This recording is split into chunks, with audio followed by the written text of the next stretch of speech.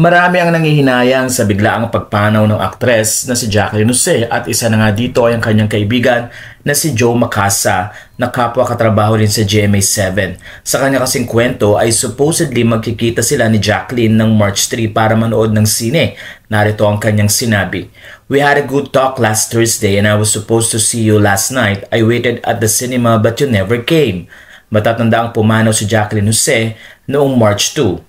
Ayon sa kanya, "And never will you return because the day that I was going to see you was the same day I lost you. I will miss you so much, Tita Jane, forever and ever, my best actress, best ally, and best friend." Narito naman ang ilan sa mga screenshot ng kanilang usapan. February 29, 2004. "Jo, tingnan mo kung may part 2 sa Tempur. Tuesday nood tayo, tas kain tayo. Yung scene na may Tempur BGC ata. Don't know how to do it." Tila nag-request pa si Jacqueline ng mga movie.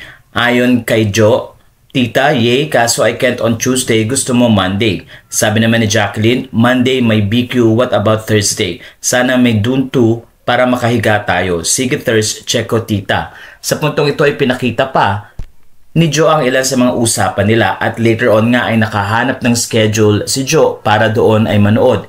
Ipinakita pa ni Jo ang kanilang ticket na nabook. Pero dahil dito hindi na nga natuloy. Sana daw ay magkakaroon pa sila ng dinner after nito.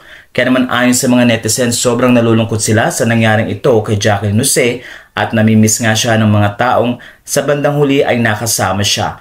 Ilang mga kaibigang artista din ang nagkwento na nakausap pa nila si Jacqueline ilang araw bago ito pumanaw.